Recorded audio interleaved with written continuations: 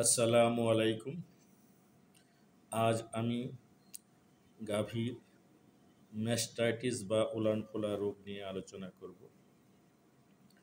বাংলাদেশের ডেইরি শিল্পের উন্নয়নের জন্য যে কয়েকটি প্রধান বাধা আছে তার মধ্যে ম্যাস্টাইটিস অন্যতম।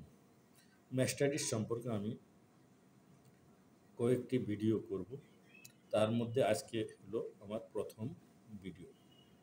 আজকের ভিডিওতে আমি ম্যাস্টাইটিস কী, ম্যাস্টাইটিস রোগের কারণ, ম্যাস্টাইটিস রোগের লক্ষণ সমূহ আলোচনা করব। পরবর্তী ভিডিওগুলোতে আরও ধারাবাহিকভাবে আমি অন্যান্য ম্যাস্টাইটিসের বিষয়ে আলোচনা করব।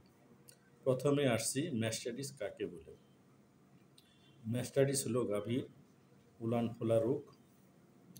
সাধারণত আমরা এক কথায় বলতে পারি inflammation of mammary gland in cows, এবং এর প্রধান কারণ হলো ব্যাকটেরিয়াজনিত কারণ।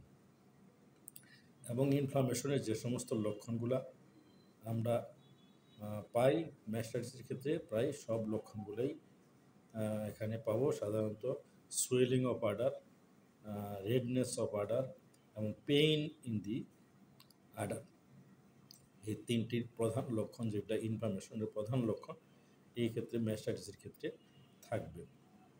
আরেকটি লক্ষণ হলো ম্যাস্টাইটিসের ক্ষেত্রে, সেটা হলো আমরা একে ক্লিনিক্যাল ম্যাস্টাইটিসও বলতে পারি।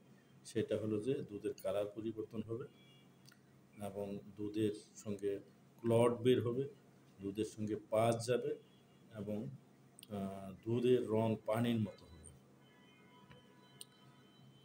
2 নম্বর হলো যে সমস্ত প্রধান ব্যাকটেরিয়া যে সমস্ত ব্যাকটেরিয়া ম্যাস্টাইটিস রোগের জন্য দায়ী, তার মধ্যে প্রধান হলো স্ট্যাফাইলোকক্কাস অরিয়াস, স্ট্রেপ্টোকক্কাস অ্যাগালেক্সিয়া এবং ইকোলাই। 2 নম্বর কারণ হলো ফিজিক্যাল ট্রমা। ফিজিক্যাল ট্রমার জন্য সাধারণত ম্যাস্টাইটিস হয়। এই ক্ষেত্রে আডারে যদি কোনো কারণে ট্রমা হয় বা আঘাতপ্রাপ্ত হয়, এই ক্ষেত্রে ম্যাস্টাইটিস হতে পারে। 3 নম্বর হলো এনভায়রনমেন্টাল কারণ। এই ক্ষেত্রে হলো পুর হাইজেনিক ম্যানেজমেন্টকে আমরা দায়ী করব। সাধারণত গাভীর বেডিংয়ে যদি অতিরিক্ত পরিমাণে ব্যাকটেরিয়াল লোড থাকে এবং সেই ব্যাকটেরিয়া থেকে টিট ক্যানেলের মাধ্যমে আডারে প্রবেশ করে ব্যাকটেরিয়াসমূহ, এবং এই ক্ষেত্রে ম্যাস্টাইটিস হওয়ার প্রবণতা অনেক বেড়ে যায়। এখন আসি লক্ষণ। আমরা সাধারণত 2 ধরনের লক্ষণ এখানে আলোচনা করব। একটি হলো ক্লিনিক্যাল ম্যাস্টাইটিস, আরেকটা হলো sub clinical mastitis. Clinical mastitis হলো এই ক্ষেত্রে আডার সোয়েলিং থাকবে, আডারে পেইন থাকবে, আডার রেডনেস থাকবে, দুধের রঙের পরিবর্তন হবে, দুধের সঙ্গে পাজ বের হতে পারে, দুধের রং ডিসকালার হতে পারে, অথবা দুধের সাথে ক্লট বের হতে পারে এবং দুধ পানির মতো হয়ে যেতে পারে। 2 নম্বর লক্ষণ হলো সেটা হলো সাব ক্লিনিক্যাল লক্ষণ। এই ক্ষেত্রে লক্ষণ বাহির থেকে বোঝা যাবে না।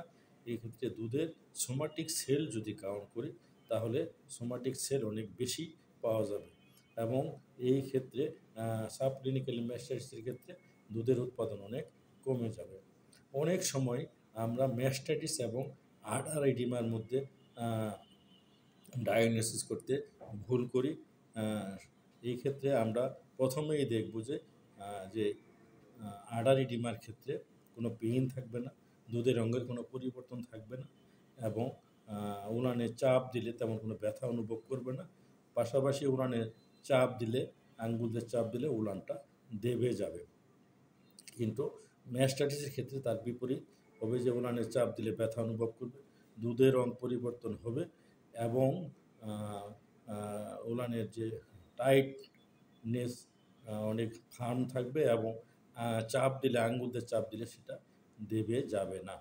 আমরা এই ক্ষেত্রে ম্যাস্টাইটিস এবং আডার এডিমা দুইটি আলাদা আলাদাভাবেই ডায়াগনোসিস করে আলাদাভাবে চিকিৎসা দিলে গাভীর খামার উপকৃত হবে এবং আমরা রোগটা সঠিক ডায়াগনোসিস করার পরে রোগটাও তাড়াতাড়ি ভালো হবে। আমি পরবর্তী ভিডিওগুলিতে আরও বিস্তারিত আলোচনা করব। চিকিৎসা সহ ম্যাস্টাইটিসের যাবতীয় ভিডিও আমি আস্তে আস্তে ডাউনলোড করব। সবাইকে ধন্যবাদ।